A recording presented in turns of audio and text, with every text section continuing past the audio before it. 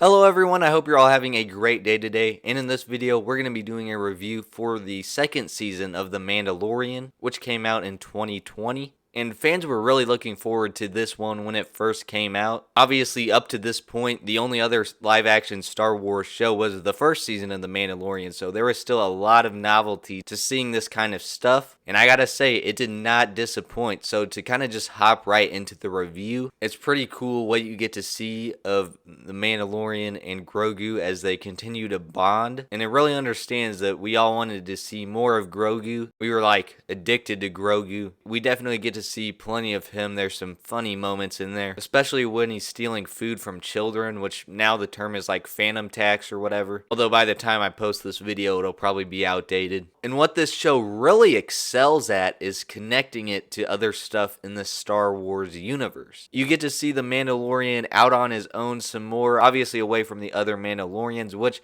it is a little disappointing that you don't really get to see characters like the Armorer and some of the other guys, but they did come back later. But obviously in this show, you get to see some characters like Bo-Katan and those types of Mandalorians. There's still more tension with Moff Gideon still as the villain. And then you even have an episode with Ahsoka Tano, which was her introduction into live action. That was definitely really cool. And eventually she got her own show, although in my opinion she worked better as a side character in shows like this and the Clone Wars. You also had characters coming back from the first season, but I think the most important highlight of this season, and actually the most important highlight of Disney's whole history of owning Star Wars, was bringing Boba Fett back. They even got the actor Tamira Morrison, who played Jango Fett in Attack of the Clones, to play him, so that was really awesome. But confirming that he survived Return of the Jedi was the best thing that ever happened to Star Wars.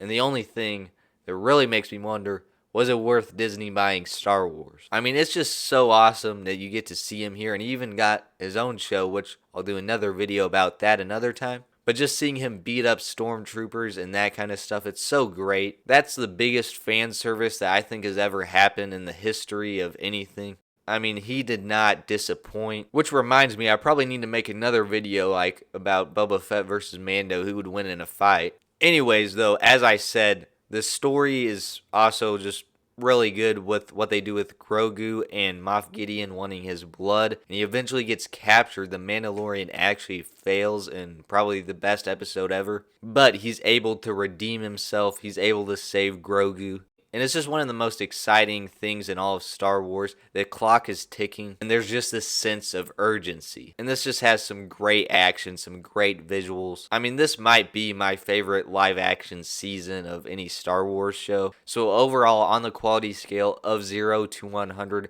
we'll give it a 93%. If you've seen it, let me know what you think about it in the comments section down below.